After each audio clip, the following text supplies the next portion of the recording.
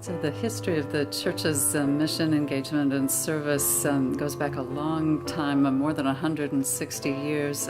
They've always kind of had a heart for the city and for people who are in need or vulnerable. And through the years, then those kinds of initiatives have continued. So at Julia West, they do tutoring and coaching for people who have had difficulty in learning. Other outreaches of the congregation would include the English as a Second Language program. The church had a hand in starting Friendly House, and volunteers ran it. And then over the years, it grew to the point where the church decided to make it more separate from the congregation. So we're a downtown church, which means that we're not in the suburbs. So we pull from all over the city of Portland. So at 9 o'clock, there will be education offerings for children and adults. And then we have the worship life of our church. The children always start in the worship service with everyone, so that we're all one body together. And then they come forward for a special children's moment that is for them, and all of the pieces of the life of the church can be coming into play, whether that's our worship life, our formational life, our outreach side of our ministries, missions. It all comes into play on Sunday mornings. About 2 years ago, the session began to think about what the church's direction would be into the coming years, and we decided we needed a new mission statement, but we thought, well, we are on about glorifying God in beautiful worship. We're glad to proclaim Christ and that hope that's ours, and to serve others. That's a part of the church's life and ministry. And then we set those initials down, and someone realized that they spelled out GPS, and we thought, well, that was a good way to say, here's the map. So one of my favorite parts of engaging with this community and being on the staff here is how much the community cares for one another. You see it in small ways, but also in big ways. When something is going on in a family's life, the other families rally to the occasion to help be there for them and to care for them. So the glorifying God, to me, I see that in like the beautiful music that we have week to week. There's the beauty of the sanctuary that kind of lifts people's spirits when they come in. And the proclaiming Christ is what we do in teaching for adults and for children, helping them know the hope and the faith and to embrace that. And the serving others has been a part of the congregation's life for many years here, serving beyond the church walls to meet the needs of the community. We always love to see more faces at the church. It's so fun when, like on Easter Sunday, we see more visitors, and we're always wanting to bring more people into this community. And I think through the capital campaign improvements that we're hoping to achieve, they're in service of our ministry and of building our community together. So that's what I'm hoping for with the capital campaign, is that we're thinking not just about a building, but about how we use our building in the service of others, and how with these improvements we can do more with our space for the community and for our particular ministries. One of the things in living out our faith these days that we try to emphasize in the worship and the preaching life of the church is that each person, each Christian is, finds their own calling in the world, and it looks different for different people. Church is a place where what unites us together in Christ in our faith is kind of greater than any difference that we might have. So when we come together in church, then there are these common threads that bind us together. The faith and the commitment to one another is really, really strong and is greater, than anything that could separate.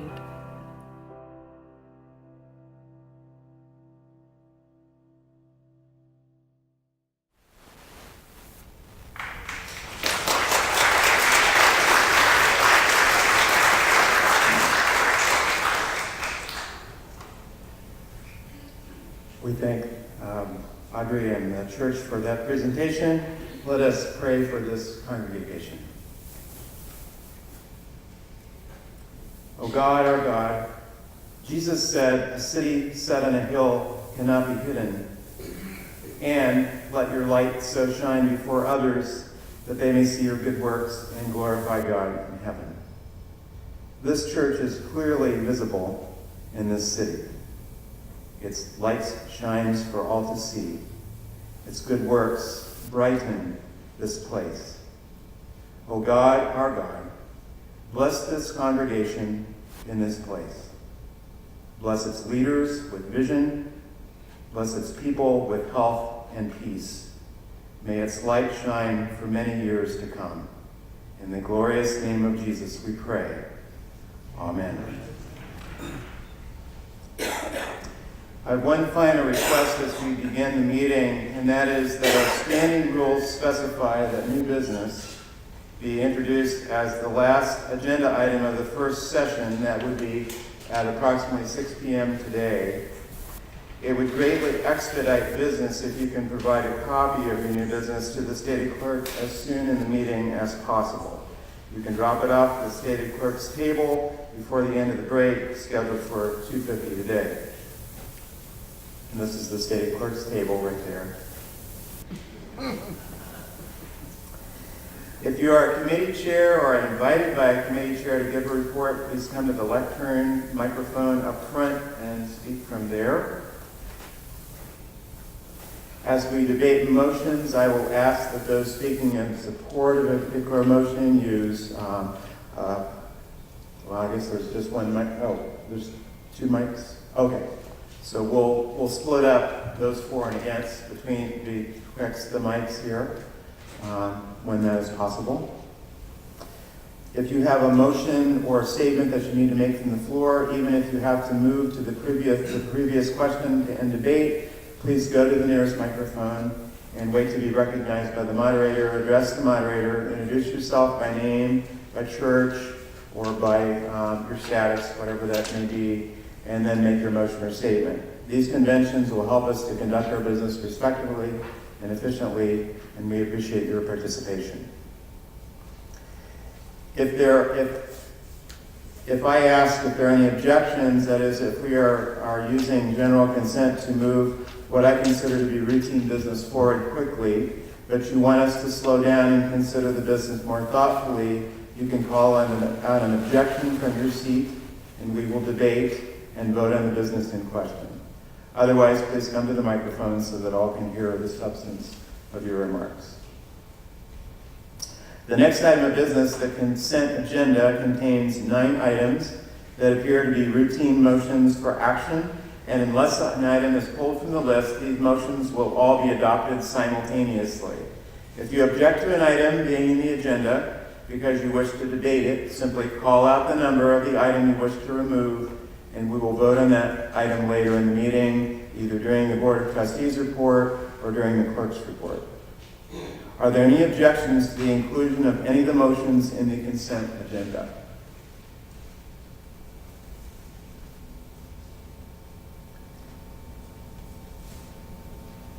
Hearing no objection,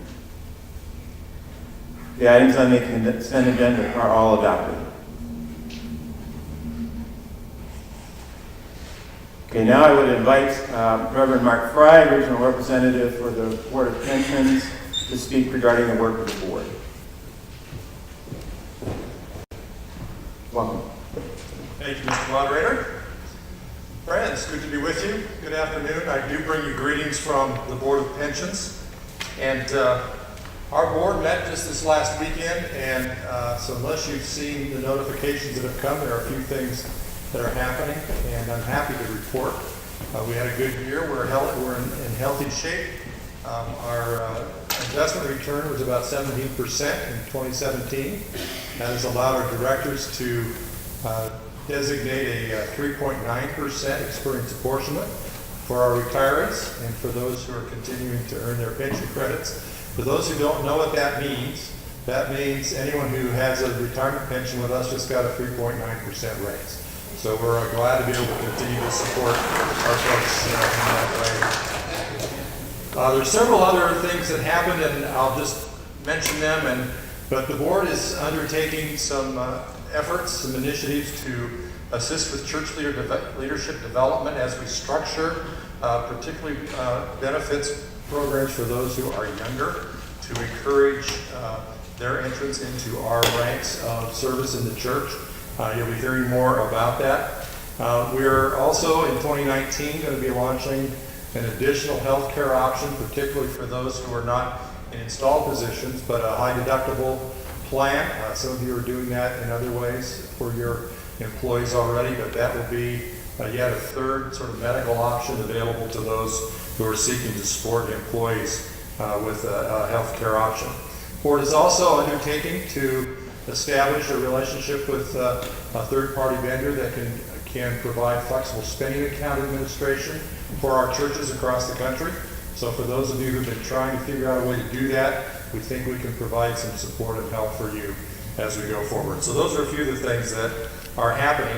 I think at the heart of our work right now is a sense of wanting to go deeper theologically into who we are and what we're called to do and be. And so what we've been doing is surfacing, you probably heard the term community nature as a part of who we are and what we do, that our job is to serve the servants of the church. But as we've done some, and I encourage you to read the theological document that we've produced, but really a focus on just as God is creator, that we as a benefits organization need to be about the creative work of God in the way we provide benefits. An emphasis on shalom, that sense of wholeness, and how do we provide that as employers and as a benefits organization. The scriptures, we recognize, are not shy about talking about just compensation, that the laborer is worthy of his or her hire. Even our Second Helvetic Confession insists that workers are worthy of their reward and that faithful ministers, quote, do not sin when they receive a stipend. And so I'm sure that's a relief to many of you. And so we want to be about sort of holding up just compensation, both in direct compensation and benefits. So we want to just invite you as church leaders in your particular setting into that conversation about how are we as a church, as a faith community, supporting those who serve faithfully as employees within our organization. The Board of Pensions, I think, is providing more and more some flexible options for you as you seek to do that for them in terms of retirement and medical and various plans. It's more flexible than ever, and so we're of course happy to talk with you about all of that. So I invite you into that. It's challenging stuff, especially when we have tight budgets, but it's important work, so we invite you into that. Just a quick mention of our Call to Health program. Those who are members in our plan, as you know, it's a way to be proactive with some activities and reduce your deductible for the following year. We're into the next cycle of that, so if you haven't gotten your annual fiscal yet, I encourage you to get that done and be moving in that direction. I'll be around throughout today and into tomorrow. I have a breakout session, so if there are Board of Pensions issues that you'd like to surface a little bit more, we'll be happy to do that there. This afternoon I'm seated near the front, so if we need to step out and have some conversations, we can do that. So, thank you. Good to be with you.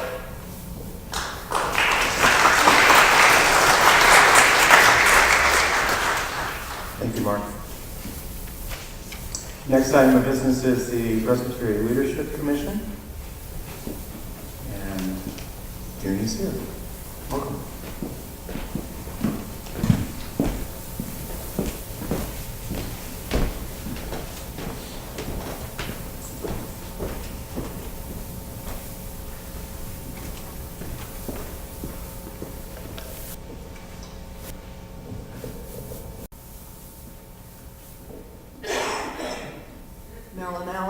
Retired, somewhat of a co-moderator of the very loose steering committee for the lectionary retreat.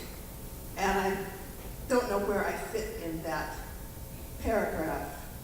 If I were to ask, which I have done in the past, that I want to make an announcement and have, 5 minutes on the docket. Oops, it just went flying away here. I would do that 2 weeks ahead of time, but it's not part of a commission or anything else. We're just sort of loosely related to the Presbytery. So I don't know where, is it treated as new business? It's not really business. Anyway. Mr. Clark, do you have a response to that?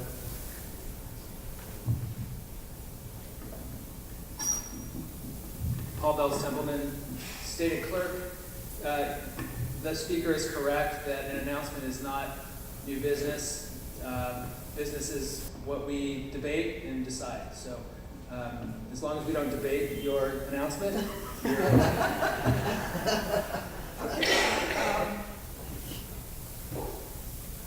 But the timing on business that is outside of a committee report and included in the packet, does that mean that part of it has not come 2 weeks ahead of time?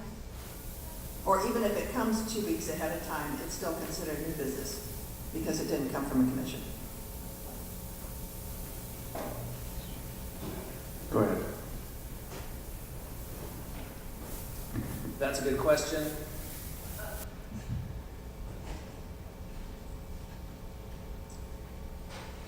So it looks to me that this amendment would say that any business that comes, whether it comes with 2-week notice or not, that does not come through a committee or commission, so it's would ordinarily be referred unless there is a vote of 2/3 to proceed at that meeting.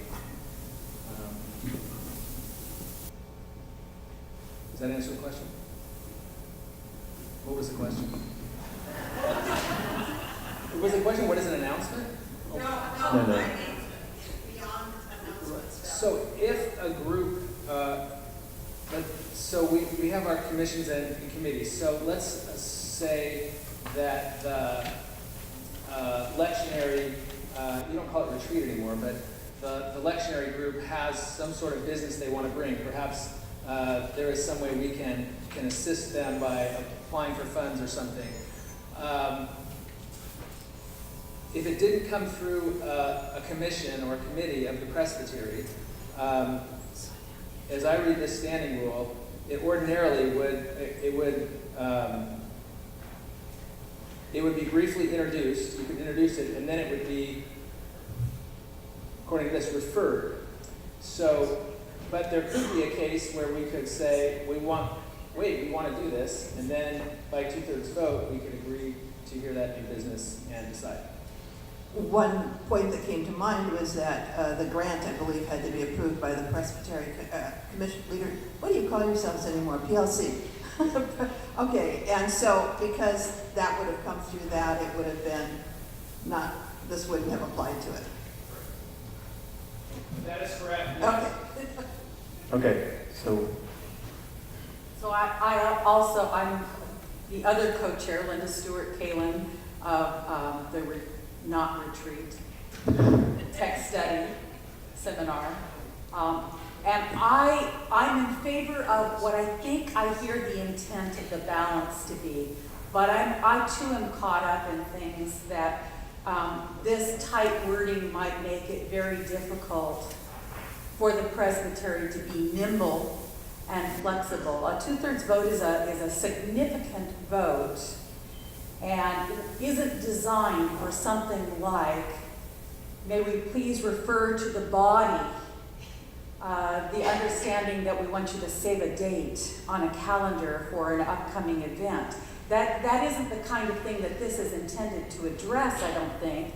And while we want to run a process that is facilitative of getting all of our business done, if it is so streamlined that there is no place for people to raise question and voice and say, I wonder about this, and as fast as our world is moving, a lot can happen in 2 weeks. That may not require a motion, but may ask the pleasure of the moderator and the chair to have us have a moment of prayer for this, that, or the other. And I don't think that your intent is to get that tied up into, well, we can consider referring that to such and such.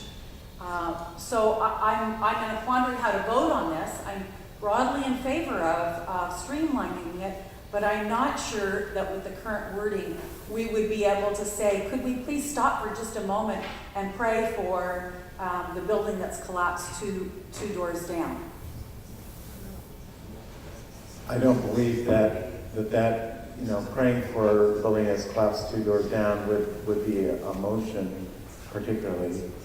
My memory of the discussion was that it seems like in recent years with new business, we have always been in a quandary about what to do with it, whether to deal with it now or whether to deal with it later.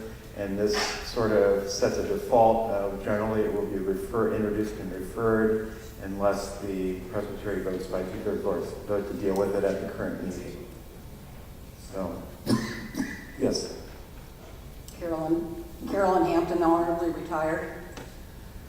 I think my concern with this would be if we felt the need to take some action on something that had happened in our community in Oregon at a meeting, if it was something that happened fairly shortly before the meeting, that this would or could tie us up in knots, because our next meeting might be 6 months away,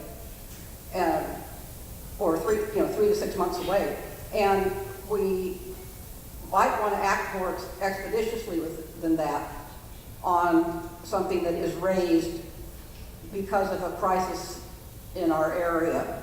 And I don't know quite how we do that under this unless we could garner the 2/3 vote.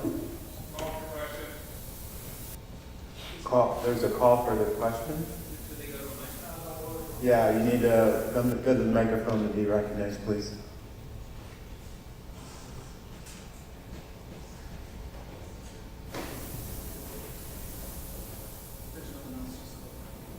Okay. There's no one else. Can we close the debate?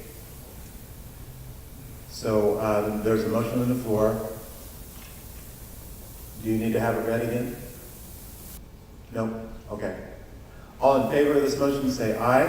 Aye. All opposed say no. No. The motion carries. Thank you. Our next item is a proposal to amend the Presbytery bylaws to accommodate the chair of the Committee on Representation as a member of the Presbytery Leadership Commission beginning July 2018.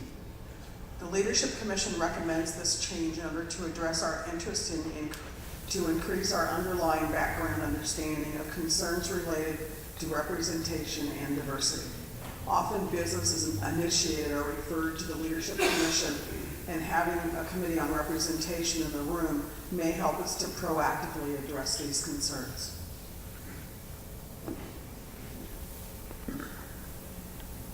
So it has been moved to amend bylaw 8D9 in order to include the chair of the Committee on Representation as a member of the Presbytery Leadership Commission. Adopting this amendment requires at least a 2/3 vote in the affirmative.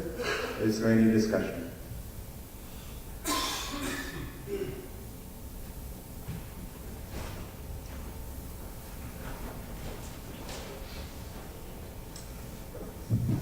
Danny Hart, ruling elder from Potentialities Presbyterian Church and chair of CORE.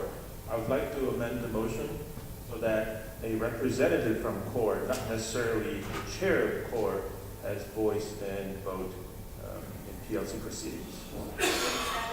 Okay, there's been an amendment to the motion made along with a second. Second. Okay, it's been seconded. Now we have a motion and an amendment before us.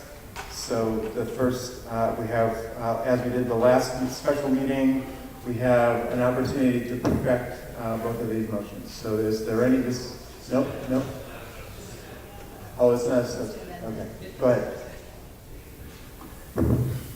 All bells Templeman, the clerk, stated clerk, that it gets confusing because we do amend bylaws, but we're treating that as a main motion. So don't let that word amending the bylaws catch you up. Right now we have a motion that will change the bylaw.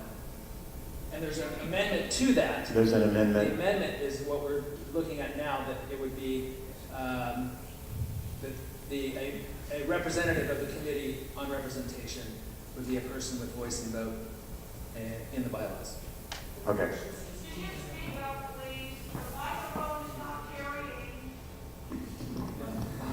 So just to be clear, there was an amendment was moved to this motion, which is to change the bylaws. The amendment that we will be discussing now is, shall we amend the motion so that rather than saying it's the chair is a person, chair of the committee is a person with voice and vote. It would say a representative. So we're striking chair, replacing it with representative, inserting representative. Okay, so is there a discussion of the amendment? Jeff Siebert, Minister of Word and Sacrament, Reedville Presbyterian Church. To say chair of the committee has a different feel, perhaps a different kind of strength to it than representative of CORE. And it seems to me, at least at one point in our development of the PLC structure, it was a group of chairs. And so I'm wondering what the PLC's thinking was to say chair rather than representative, and how that, I'm just curious about the thinking. My understanding of the background is we wanted to be consistent with the other folks around the PLC table, that was a collection of chairs, and we would propose that for this one. I'm Brad Kent, living off the largesse of the Board of Pensions. I'm wondering if the chair cannot appoint someone to represent her or him, and whether or not we really need this amendment.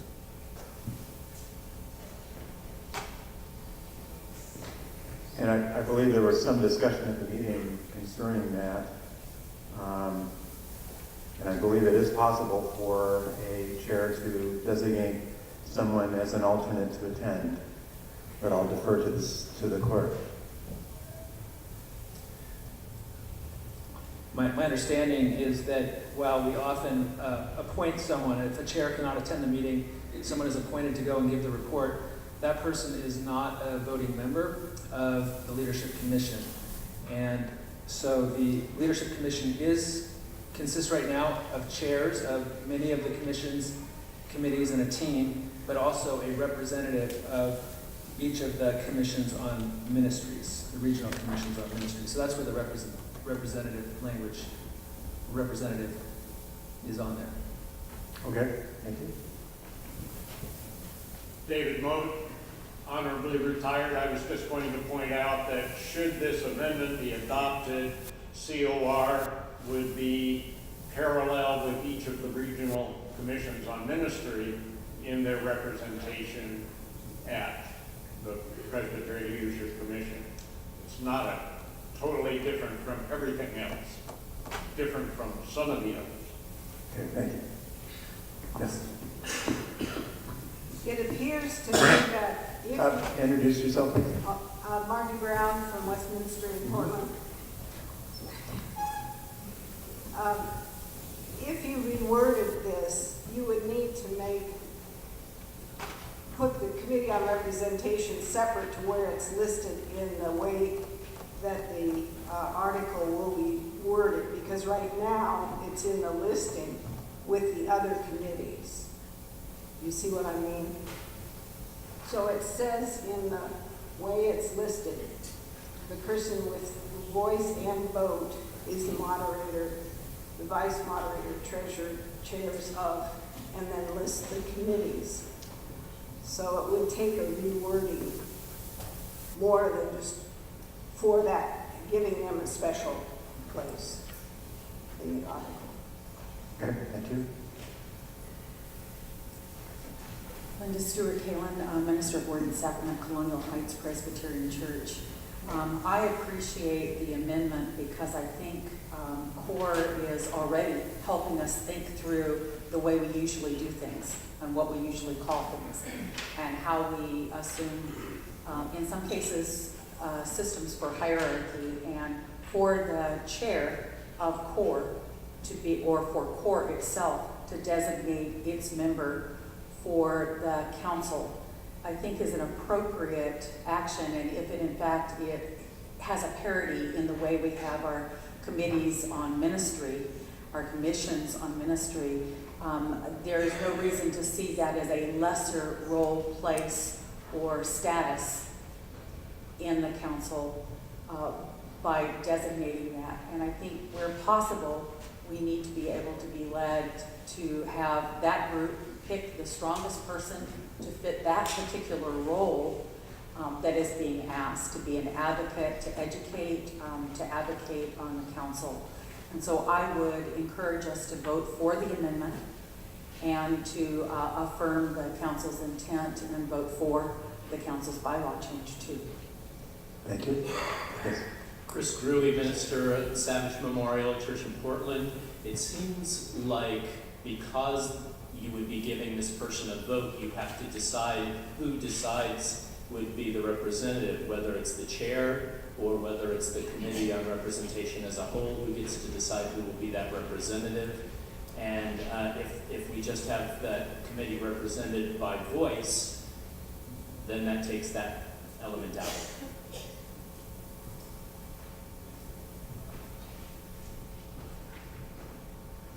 Dave Dunford, ruling elder at Covenant. As far as a chair versus a representative, as noted, it's already a representative from each of the regional commissions on ministry.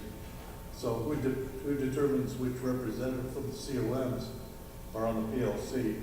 So precedence, in a sense, has been set, but that we can have representatives versus a chair on the PLC. And in the case of the COMs, the group decides, correct? It doesn't really say. So we already have precedents set where there is a representative from the various COMs, and it doesn't say whether the chair designates the representative or whether it is the group. So we're already kind of doing this. Yes. John Clark, elder from Reedsport. I agree with Jeff that it is more powerful when the chair is there. Is this not an open meeting like all the Presbyterian meetings are, where anyone can come but not vote and not speak unless they're called on? So anyone can come. To this Presbyterian meeting? Is that not true? Yes. Are you talking about? Presbyterian meetings and the PLC meetings. And PLC, correct. So this is not a closed meeting. Correct. Correct. So any of the representatives could come, and I think for the vote, it would be more fitting for the chair to do that. So I'm against the motion. So you're speaking against the motion. Okay, thank you. Yes.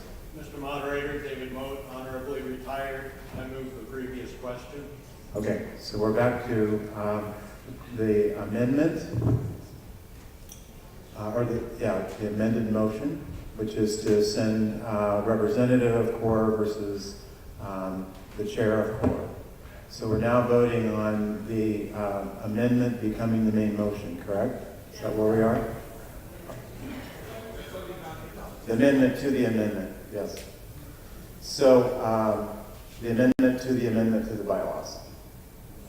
So we're now voting on the amendment that Manny has suggested to this motion that PLC has brought.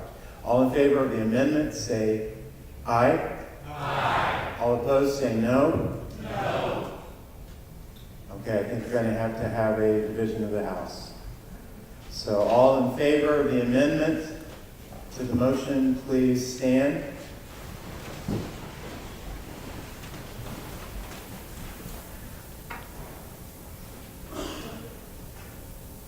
Okay, I think we're going to need a count.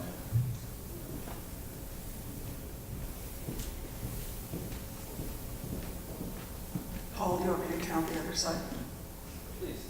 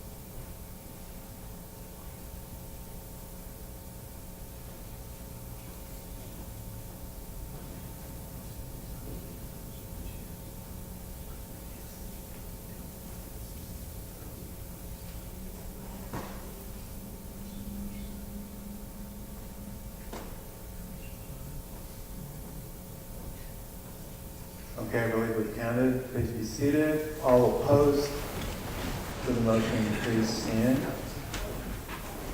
Okay, obviously, the amendment has succeeded. So you can be seated. Okay, now we have the amended motion to vote on. And this must win by a 2/3 vote because it is amending the bylaws. So, do you have a question? Martin Jones, Lebanon, Elder, Louisville. Could we have, now that it's been amended, could we have the amendment read in its exact wording as it stands? Okay, June, do you have? The Presbyterian Leadership Commission moves to amend the bylaws so that a representative of the Committee on Representation is added to the list of persons with voice and vote. How it's going to make the bylaw itself read.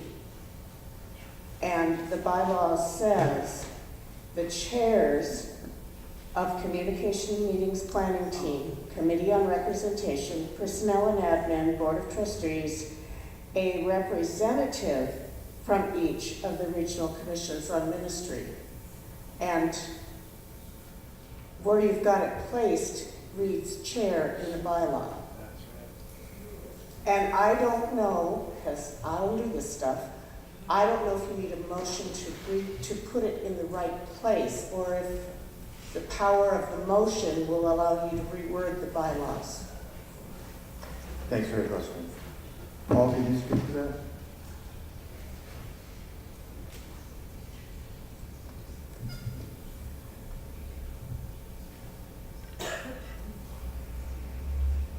Was I to answer the question, or to, the question was, do we need to do something different? Is this amendment in order? The question is, do we need to specify in the motion how the entire section of that bylaw is going to read? Because currently Canadian representation appears amongst the other chairs. What's going to be added to the other chairs? It seems to me that what we have done I think the intent of that amendment was that the bylaw will read this way. The Presbytery shall establish a Presbytery Leadership Commission, PLC, composed of the following persons with voice and vote: the moderator of the Presbytery, the vice moderators of the Presbytery, the treasurer, the chairs of Communication and Meetings Planning Team, CAMP, Personnel and Administration Committee, Board of Trustees, a representative from Committee on Representation, and each of the regional commissions on ministry. And so on. Okay, so the amendment we're voting on would come in right before the COM phrase, sentence. Is that clear to everybody? And sometimes we'll just say, we'll make sure, we'll give the clerk some leniency to make it sound good. Did you want to say something? Well, I was going to say what you just said, but instead I'll move the previous question. Okay. So, all in favor of ending debate, please say aye. Aye. All opposed say no. Okay, now we are to the main motion, which is to designate a representative of the Commission and Representation to be on the PLC. All in favor of that motion, please say aye. Aye. All opposed say no. The motion carries. Thank you.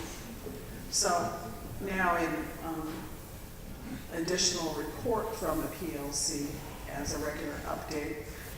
In November, at our November meeting, this group here referred 2 items of business to the PLC. First, we were asked to meet with leaders of Genesis Fellowship Commission. First, to listen to their story. It has admittedly taken some time to arrange for 2 groups of leaders to meet, and we are now scheduled to meet the evening of March 18. So that's upcoming, and I can report on the outcome of that when we get together next. On another item, the Leadership Commission was tasked with the following directive: to develop processes to manage vacant church properties, including those in rural area communities, form strategies for ministries in the geographic area where these assets are located, and to create guidelines for disposal of real properties if needed after a ministry strategy is completed, and to report back to the Presbytery on a plan for consideration by the Presbytery at the March stated meeting. Welcome to March. While the Leadership Commission already had plans in the works to appoint a task force to consider similar issues, we were able to form the task force rather quickly. Members have been appointed and work has begun. And the chair, Jim Moiso, will join us, I think, a little later. I don't know that he's here yet, a little later, to give us a report on the work of this task force. Finally, the last part of this report is the February special meeting. A motion was made for the Leadership Commission to appoint a committee to study the findings and issues raised by the Committee on Representation and to bring recommendations back to this body in order to improve future search processes, particularly in terms of representation, equal employment opportunity, and affirmative action. The Presbytery Leadership Commission has not yet had the opportunity to meet since that special meeting, but will report on its actions in appointing a committee by the June Presbytery meeting. And that concludes my report. Are there any questions? Cool. Thank you. Thank you, June, for your report.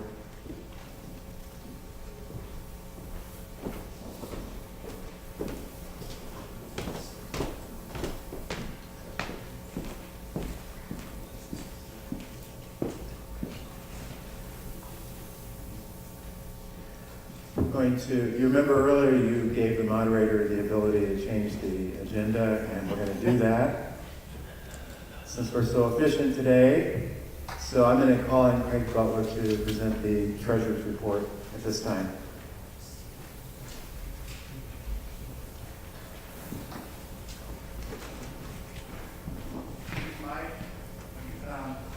Someone indicate when the charts for the treasurer's report are up on the screen. I can't see them. They're up. And it's a good thing I can't give a report from over there, because I think I'd always be there with a pen trying to point to something and break my ankle. How about this? Is that better?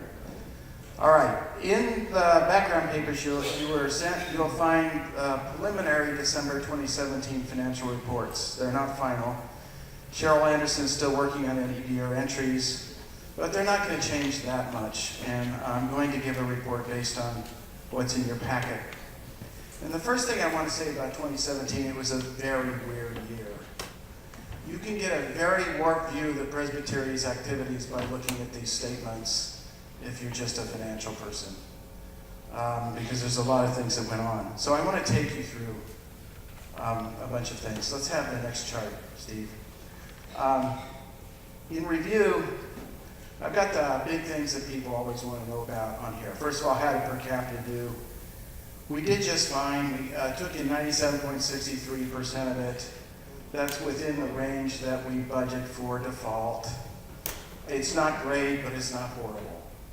So that was $488,000 against a budget of $499,000, or $11,000 shortfall in per capita. Total partnership giving was less good. We only got about 92.44% of our budget, and that's a deficit of about $50,000. So that sounds pretty big. But in all, 61 of our 97 churches participated in partnership giving in 2017, and giving throughout the year was steady. We just didn't see the bump up in December we usually get for some reason in 2017. We made up for these shortfalls largely by underspending on program ministry groups. And I've got the percentage up there, 36.7% of our budget that we set aside to spend on ministry groups is all we spent. A lot of that is 1001 worshiping communities. We'll talk a little bit about that in a future chart. We also spent a lot less on personnel than we budgeted. Some of that goes way back to late 2016. So we budgeted for 2017 in September, and by the end of 2016, we discovered that we had to pay Alita Jurgens, or recognize the value of Alita Jurgens' severance, all in one sum by the end of 2016. But it was still in the 2017 budget. So it looked like we heavily underspent, but we actually, that's because we actually spent a bunch of the money on the financial statements at the end of 2016. But we also didn't hire our new personnel as quickly in the new personnel scheme during 2017. And so we spent $142,685 less on personnel in 2017 than we budgeted, which is pretty large. And then we had 3 buildings hit our books at $4.9 million between the 3 of them. So if you go to the next chart, Steve, the table, this is where someone standing outside the Presbytery might come to the conclusion we're a money-making machine because we doubled our assets last year. We actually went up 108%. 3% of that was an increase in reserves, 27.7% increase in endowment because of a wonderful stock market year. Property and equipment went through the roof. It's because we went from a little bit of equipment to 3 buildings worth $4.9 million. And so we nearly had double. This is where if you're in business and you're the chief financial officer, you retire right now. Because there's no way you're doing this again. Next chart, please, Steve. I'd like to talk about the different funds. I've taken fixed asset and personnel funds off this chart. Personnel should always net to 0, and it did by the end of 2017. And the new buildings and equipment and building fund would make the bar extend through the roof of this building, so I took it off the chart. We ended 2017 in an overall positive financial position with a total operating activity gain of $329,297, setting aside the new buildings. So very positive. The overall health of our finances remains good. We have a 47 times as many assets as liabilities.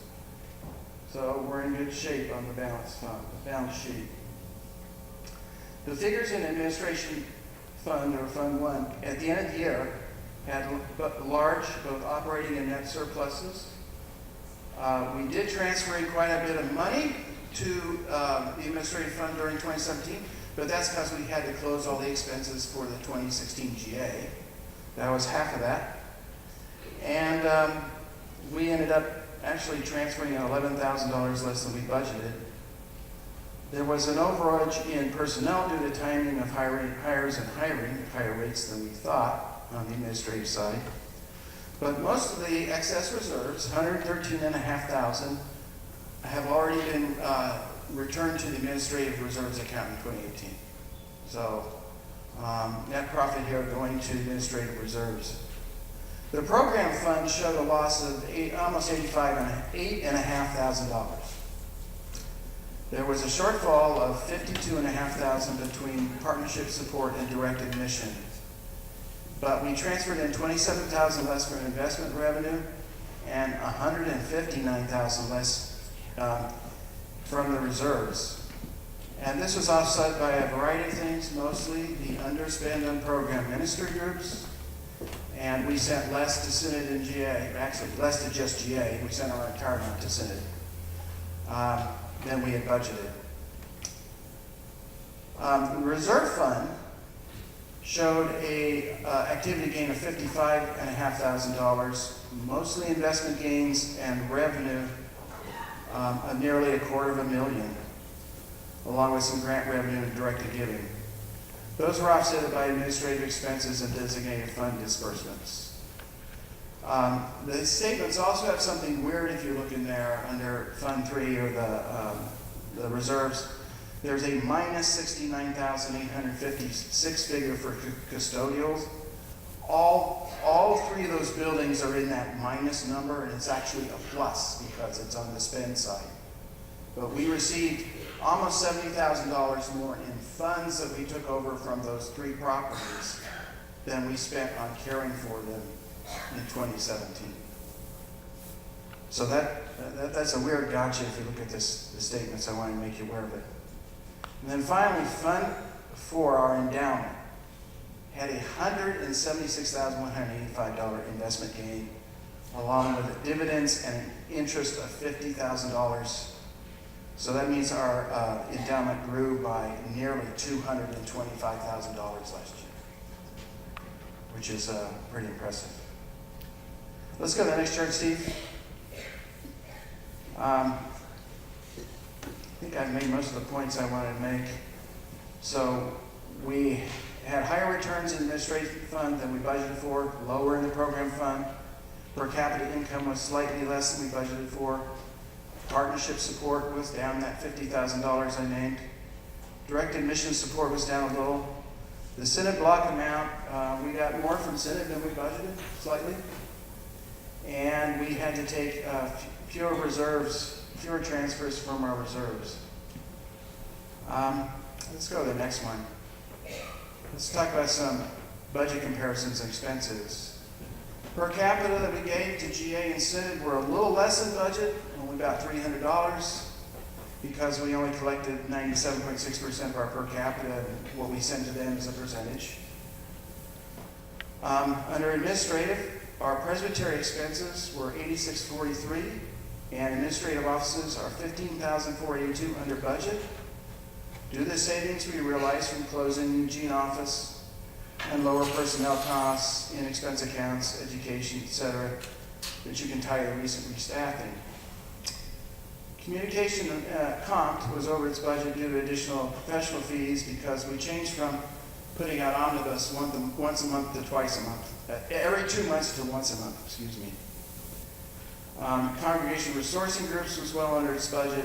PLC was over its budget due to extra meetings. Most of the other committees were well within their budgets. GA and ecumenical ministry support was lower than budget because it's a percentage of the Presbytery partnership giving that comes in. So if we get less, we send less to GA. We did send the full Synod support as a block grant. That's just $38,000. We sent it all to Synod. We didn't spend very much in 2017 in program ministry groups. And it wasn't like in many years where it's just, we are not ready to fund new churches out of the 1,001 worshiping communities. We actually have 3 new churches in the pipeline, and we think the expenses for them will start to hit this year in 2018. They're ready now in some cases to spend. But a lot of the other ministries did not spend this year as far as budgeted, which I don't know how to explain. I don't know if we were waiting for our new executive presbyter to give us a vision or what, but it was a very light spending year. We did have the other ministry support line over its budget due to the PLC's approval of one-time support grant to the Koinonia Center, which we gave. So again, we transferred a lot less from reserves than we thought we were going to into the program budget. Let's go to the pie chart, Steve.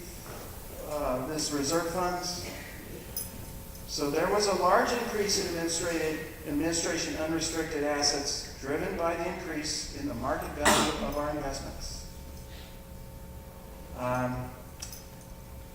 We've paid all the items related to GA 2016, and all that's now zeroed out. So I don't have to tell you about that anymore. And I don't have to tell you about Aaliyah's severance and timing of the budgeting anymore. Thank goodness.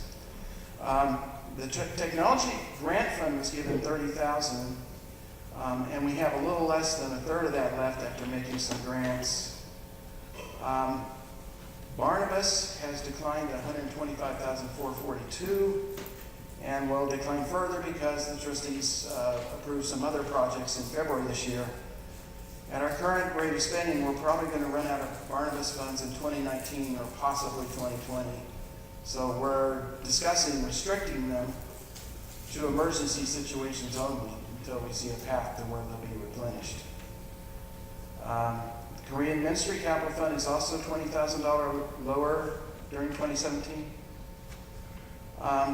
And we completely ran out of all the grants from the Vitality Fund by the end of the year. That's good news. We should be spending those. So that has been refreshed. The trustees took the vote to put $30,000 back in that fund here in early 2018 and start it up again. Not on a chart, but our investments benefited from a very strong stock market this year and good diversification. We've got 2 portfolio managers and both did very well. The stock and bond portions of our portfolio were up a combined 13.26% compared to their benchmarks. They were right on their benchmarks. And their expenses are running at a very reasonable 0.8%. Last chart is, next slide. Partnership giving review. So I regret to say that while this chart suggests the rate of decline is decreasing, our partnership giving is continuing to decline year over year. We had a little bump up in 2016, which didn't get repeated in 2017. Total partnership giving in 2017 was $606,991. I mentioned that's a deficit of $50,000 versus the budget. 34 churches pledged last year versus 40 churches in 2016. And so total pledged partnership giving was off quite a bit. It was off. Pledged partnership giving was off 88,000. Non-pledged came in at a higher rate, up about 25,000, but that increase didn't close that gap. So, last chart, Steve. If I can ask for one thing, please pledge your partnership support in 2018. We know many churches give regularly. We can tell by the statements that come in. It'd be a great help to the trustees and the other committees that have to look at this financially if you would tell us what you can or are planning to give. There's a pledge form on the Presbytery website, or I'm sure you can call Cheryl. She'll gladly email it to you. But so far we have 14 pledges this year for $150,000. And we need to approximately quadruple that if we can. So that's what you can do to help at this point. I thank you for listening. Again, 2017, a very unusual year. I hope, I'm sure it will never repeat. It was this perfect storm of things financially to double our assets. I'm looking forward to 2018 being more of a normal year. And we all get to work. Thank you.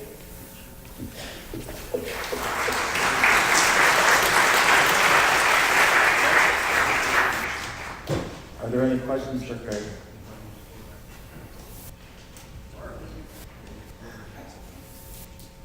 I guess not.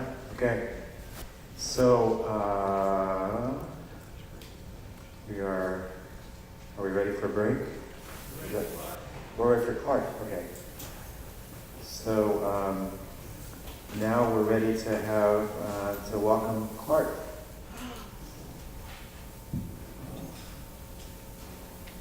So, yeah.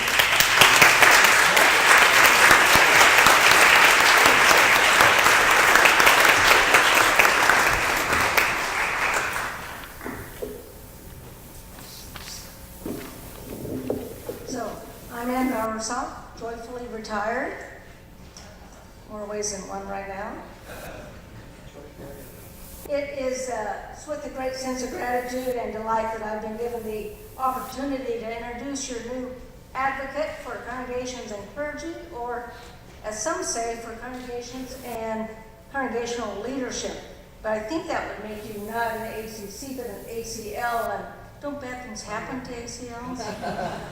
You don't take care of them. I see. Okay, there you go.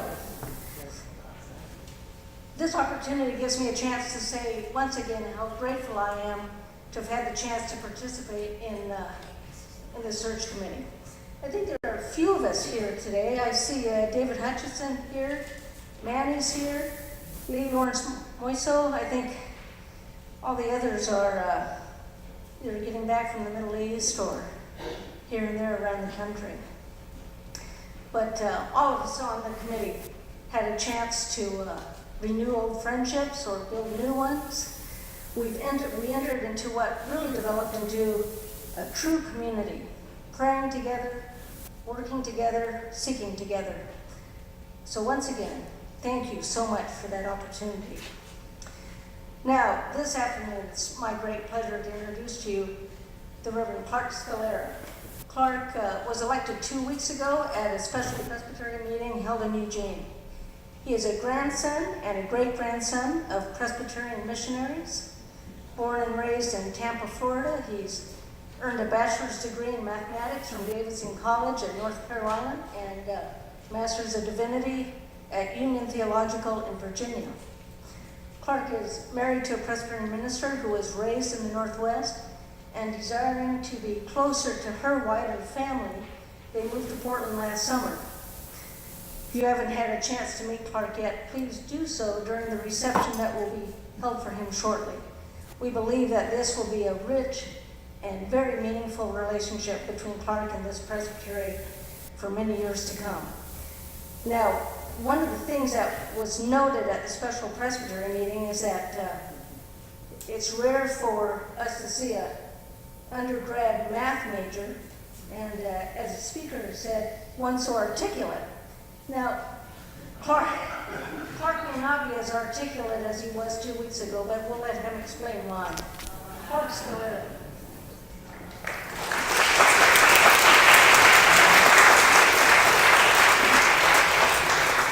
Thank you all. It is with great joy that I stand before you today.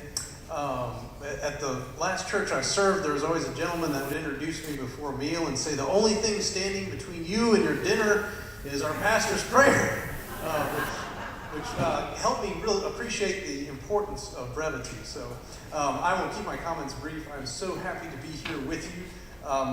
The news that Ann was alluding to is that my wife gave birth to our second daughter just this Tuesday.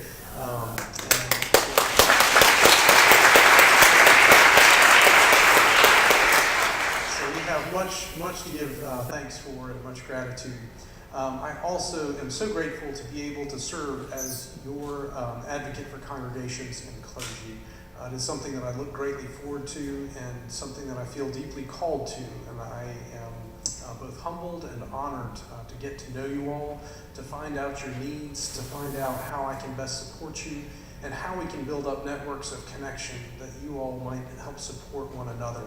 Having moved to this area, I guess 5 or 6 months ago now, I've had the great privilege to worship in a number of your churches, and I've felt an incredible warmth, a great reception to this area, and I look forward to making sure you all know of the great resources that you have in one another, and I look forward to helping work alongside you to build those, to foster those, and to make sure that this presbytery continues to feel like a gift and an asset and an encouragement to your ministries. And while we do have plenty of administration we need to take care of, but not just something that's an administrative body, but ultimately a supportive body nurturing the ministry, the great ministry that you all are doing all around this presbytery.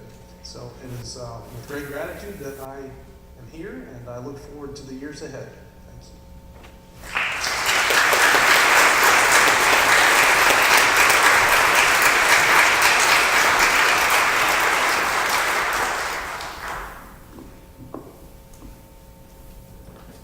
Okay, are we now ready for our parade?